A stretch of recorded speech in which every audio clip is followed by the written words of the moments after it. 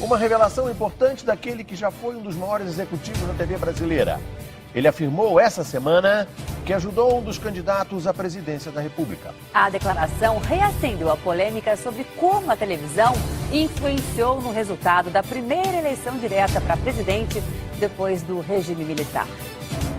José Bonifácio de Oliveira Sobrinho, o Boni. Ele já foi o homem mais poderoso da Rede Globo, abaixo apenas do dono, Roberto Marinho. Tinha influência em todas as produções da emissora. Agora, aos 76 anos, Boni lançou um livro de memórias.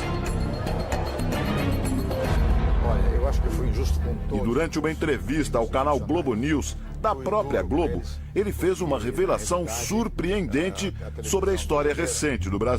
Por algum candidato na primeira eleição direta para presidente depois do fim do regime militar, que conselho objetivo você deu? Então, nós fomos procurados pela assessoria do Collor, e o Miguel Pires Gonçalves aqui viu que eu desse alguns palpites, e eu achei que a briga do Collor com o Lula nos debates estava desigual, porque o Lula era o povo. Nós entendemos que o trabalhador era acima de respeito.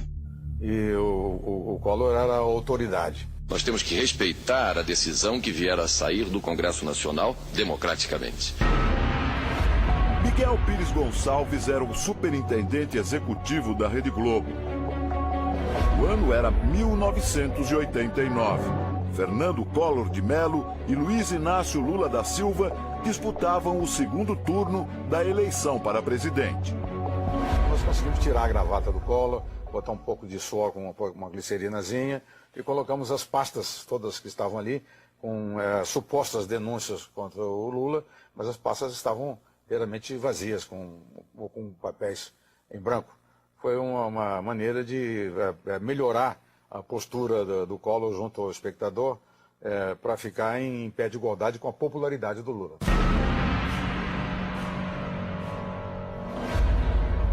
Uma assessoria como essa custa milhões no mercado das campanhas eleitorais.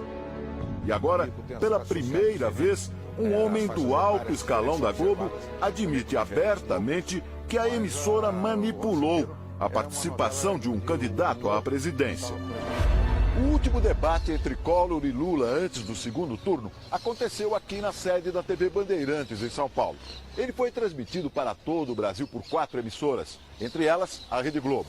Agora, a entrevista de Boni revela os bastidores daquele debate. O suor de Collor no debate, então, foi produzido? Todo aquele debate não o conteúdo. O conteúdo era do Collor mesmo. Mas a parte, vamos dizer assim, informal, nós é que fizemos. É fundamental que a gente combata a inflação para ter condições de elevar o salário real do trabalhador. Para mim não foi nenhuma surpresa, porque eu trabalhei na campanha como assessor do Lula. O jornalista Ricardo Couto trabalhava com Lula naquela eleição. Hoje ele é colunista da Record News e do portal R7. Ele guarda na memória uma cena curiosa que aconteceu durante uma reunião com os assessores dos candidatos para definir as regras do debate. Tomei um susto quando eu vi entrando na sala juntos, né, o Cláudio Humberto, assessor de imprensa do Collor, e o Alberico Souza Cruz, que era diretor da Globo na época, juntos. E até brinquei, né? Tô ferrado, né? Vocês dois juntos aí e tal, né?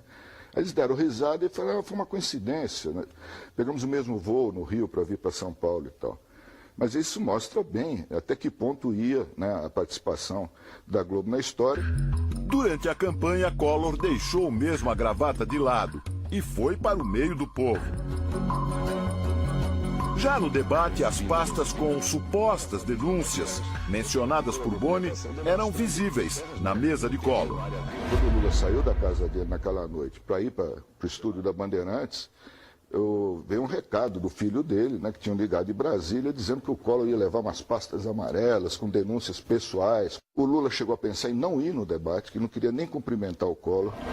Esse especialista em marketing político afirma: truques como os que Boni usou em Collor podem mesmo influenciar uma campanha.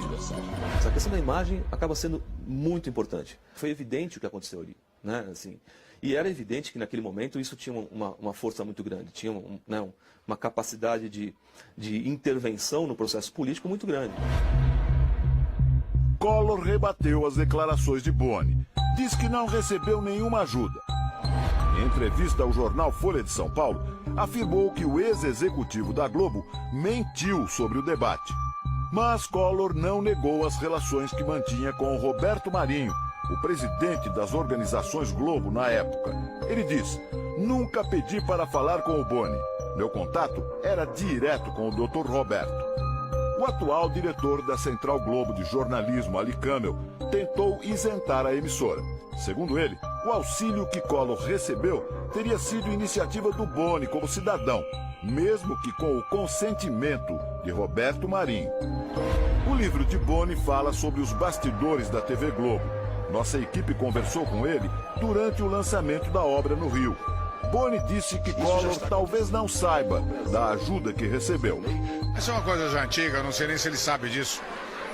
O fato é que a Zélia Cardoso de Mello me pediu para dar algumas dicas. Eu não ajudei ninguém, eu dei umas dicas naturais. Como alguém ajuda o Lula a botar uma gravata bonita, pode ajudar o Collor a deixar a gravata torta. Uma coisa muito simples. Mas eu acho que ele nem ficou sabendo direito que esses assessores me pediram essa dica. Eu deixo esse assunto, tá mortinho. Foi uma ajuda espontânea, não teve envolvimento da Globo. Assunto encerrado, isso não tem nada a ver com uma bobagem. Assunto espontâneo. Eu até naquele momento votei nele, mas foi a Zélia que me pediu para dar umas dicas, mas eu tenho a impressão de que nem chegou a ele. Na Globo News, poucos dias antes, a declaração de Boni foi bem diferente. Ele citou o nome de um executivo da Globo. Veja de novo. E o Miguel Pires Gonçalves aqui pediu que eu desse alguns palpites. São declarações históricas, né? Porque é a primeira vez que alguém de dentro da Globo, não é qualquer um, era o manda-chuva da Globo, o Boni, né?